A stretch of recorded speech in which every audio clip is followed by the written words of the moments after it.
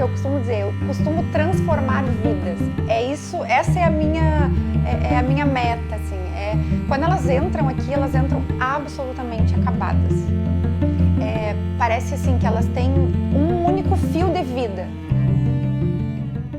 Meu nome é Gisilena Alano Etcheverry e eu me sinto advogada desde que eu nasci. É uma rotina meio normal, assim, eu acho. Eu acordo, como toda menina, já com seus 40 anos, menina com 40 anos, né? Eu vou lá e faço skincare, às vezes eu não tenho a menor vontade de fazer aquilo, mas eu preciso passar um creme, um negócio. Depois disso, já me arrumo toda pra vir pro escritório, faço toda a maquiagem, venho pra cá e daqui eu não saio mais. Eu tenho uma paixão por ficar aqui dentro, eu tenho um vício em ficar aqui dentro, na verdade. Eu fico muito mais tempo aqui do que na minha casa. Então eu chego e daí tem toda uma rotina, assim. Eu chego, boto água aquecer pro chimarrão, daí vou lá no espelho, faço o look do dia, né, pra mostrar pras gurias aí qual é a roupite do dia. Depois, nesse meio tempo, a água já esquentou, daí eu faço o meu chimarrão. Enquanto o chimarrão tá cevando, eu acendo um incenso, faço uma oração, faço uma meditação, alguma coisa assim pra começar o dia. E aí é que eu vou ligar o computador e começar a trabalhar. E durante o dia tem de tudo, né? Tem o telefone tocando que não para, tem o WhatsApp tocando que não para, tem reunião com cliente, que agora a gente tem feito muita reunião online, facilitou, né? Aproximou as pessoas de longe, que tem gente que mora fora de Porto Alegre e eu consigo atender aqui. E tem as audiências online também, né? Audiência e julgamento. Então, facilitou bastante porque eu consigo ficar dentro do escritório o maior tempo possível, mas também consigo fazer tudo que eu precisaria fazer na rua, como audiência, reunião e sustentação oral. Eu sempre fui criada em casa não aceitando injustiça. Isso era uma coisa que meu pai, por exemplo, sempre nos ensinou que o certo é certo. Então eu levava isso pra vida. No colégio, eu sempre defendia os colegas. Quando eu achava que tinha alguma coisa errada, eu sempre me metia. Eu sempre fui meio metida, né? Era esquisita, era CDF, mas era ajeitadinho. Se arrumasse assim, ficava bonitinho. Então eu comecei a desfilar desde pequena. E depois, quando já maiorzinha, assim, na verdade com 18 anos eu acabei indo morar em São Paulo. Fiquei lá uns 2, 3 meses e decidi voltar, porque eu já tinha 2 anos de faculdade, tinha interrompido a faculdade. E o que eles queriam lá, como eu já era maior de idade, não era que eu modelasse, né? Apesar de eu ter feito uma capa da Capricho, com KLB e tal, eles queriam que eu fizesse programa. Então eu acabei desistindo da área de modelo e vim para Porto Alegre terminar a faculdade. E durante a faculdade aqui, eu fiz de tudo um pouco, de tudo. Eu fui cantora, eu fui atriz, eu fui DJ, eu trabalhei com produção de TV, produção de eventos, eu fui assistente de direção e eu fiz muita coisa. Até que eu me formei, acabei trabalhando em vários escritórios de advocacia, até chegar aqui no meu escritório. E eu acho que tudo isso, todas essas vivências, me transformaram na pessoa que eu sou hoje. E tudo pra mim mudou quando eu estava atendendo uma cliente, aqui já nesse escritório, e tudo que ela falava me parecia muito familiar, porque eu estava vivendo aquilo também, só que ouvindo ela falar me parecia ser errado o que o marido tinha feito com ela. E aquilo soou muito estranho, mas ainda assim, no meu íntimo eu não queria aceitar. Até que vendo um programa, não lembro se foi um programa de TV, uma propaganda, alguma coisa assim, que falava dos 5 tipos de violência doméstica, né? Que era o psicológico, o moral, o físico, o patrimonial e o sexual. E eu percebi que dos 5 tipos eu tinha vivido 4. Porque eles davam exemplos na TV. E eu percebi que daqueles exemplos todos eu já tinha vivido. E foi ali que meio que me caiu a ficha, assim. Foi ali que eu percebi que as relações que eu tinha vivido, elas eram praticamente todas abusivas. Foi então que eu comecei todo um processo de terapia, de busca de amor próprio, de autoestima, para conseguir me desvencilhar daquela relação que era tóxica, completamente tóxica.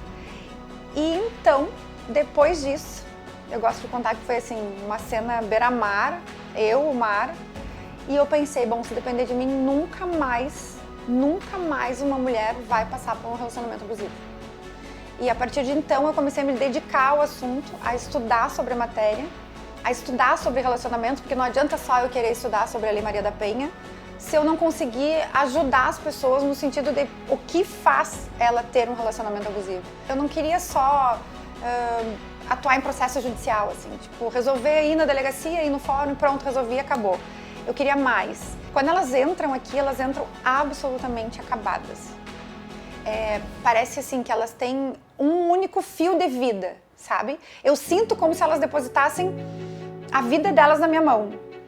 E aí, aquilo me dá uma super responsabilidade com elas, né? E eu acabo me dedicando ao máximo do que eu posso, assim, pra tentar transformar a vida delas, não só com relação a tirar o marido de casa, divórcio, litigioso, enfim, questão de bens, filhos, mas para fazer com que elas percebam aquele tipo de relação e se fortaleçam, entendeu? Porque o importante é isso, é fortalecer o interno da mulher para que ela consiga se livrar e não buscar outras relações assim, porque a dependência emocional causa isso. A dependência emocional causa a busca de homens sempre iguais. Então, se ela não tiver consciência dessa dependência emocional, ela vai seguir buscando o mesmo estereótipo de homem narcisista ou psicopata que vai criar nela uma relação abusiva. E aí eu tenho aqui no escritório uma equipe multidisciplinar que eu chamo de rede de acolhimento, onde eu tenho psiquiatra, psicólogos, fisioterapeuta, assistente do lar, o que tu quiser eu tenho aqui. Porque para eles poderem ajudá-las, entendeu? É alguém que vai dar um suporte para elas, para até elas conseguirem andar sozinhas. E quando elas começam a andar sozinha, quando elas começam a florescer, assim, é muito gratificante, sabe? É ver que aquela mulher saiu do nada, da beira da morte, assim, tipo, e virou borboleta. Então, é isso que me faz acordar todos os dias e querer vir para o escritório trabalhar. Antigamente, as mulheres viviam violência. As mulheres vivem violência desde que o mundo é mundo. Só que elas não sabiam, porque a mãe vivia, a avó vivia, as tias viviam e todo mundo achava que era normal. Tipo, o fulano é bravo, enfim. Né? Então elas não tinham essa consciência. Com a questão da internet, da televisão, principalmente a internet agora em época de pandemia, foi um estouro. Né? Porque a gente consegue divulgar através da internet para pessoas do mundo inteiro. E o importante é esse, é tu dizer o que é uma violência. Porque às vezes a mulher acha que o marido, por exemplo, o marido que pega o salário dela ou a aposentadoria dela para cuidar dela, cuidar da casa, ele que vai administrar o dinheiro, isso é uma forma de cuidado. Quando na verdade, muitas vezes isso é uma forma de manipulação. E a gente não percebe, a gente acha, e eu digo a gente porque como eu vivi isso, quando tu tá dentro da relação, tu não consegue enxergar o que é o abuso.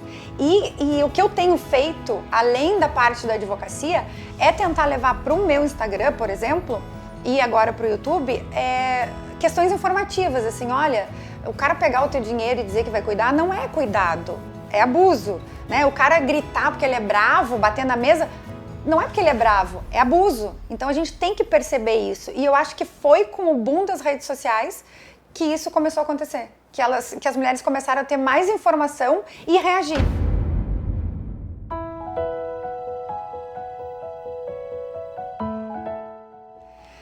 Então, e você que não sabe se está vivendo ou não está vivendo uma relação abusiva, realmente é muito difícil a gente que está dentro dessa situação perceber o que está acontecendo, mas eu sempre costumo dizer para as minhas clientes que tem alguns pontos importantes. Por exemplo, se você chora mais do que você sorri na relação, tem algo errado. Se você se sente culpada por tudo que acontece, ou se teu parceiro te coloca a culpa de tudo que acontece, tem algo errado. Se tu te sente morta por dentro, para mim essa é a descrição mais perfeita de quem vive uma relação abusiva. A gente se sente morta por dentro, a gente se sente vazia por dentro, não tem vontade de fazer mais nada e é obrigada a fazer tudo. E aí quando eu digo obrigada a fazer tudo, eu digo obrigada a fazer tudo mesmo. E eu sei que tu entende o que eu tô falando. Se tu tá assim, acredite, a culpa não é tua. Tu não estás louca. Né? A gente sempre ouve essa história, tu tá louca, tu tá louca. Não, tu não estás louca. A culpa não é tua. É difícil sair dessa relação? É, mas não é impossível. Tu só precisa ter coragem e ter força. E é pra isso que eu tô aqui. É pra isso que eu tô aqui, que a rede de apoio que eu tenho tá aqui e que tantas outras mulheres estão aqui nas redes sociais pra te ajudar. Acredita em ti. Acredita na tua força, na tua capacidade. Vai ser difícil? Vai. Tu pode passar muito trabalho depois disso? Pode. Mas a tua paz vai valer mais do que qualquer dinheiro ou qualquer migalha de afeto que tu esteja ganhando nesse momento. Existe luz no fim do túnel. Se eu conseguir, tu também consegue.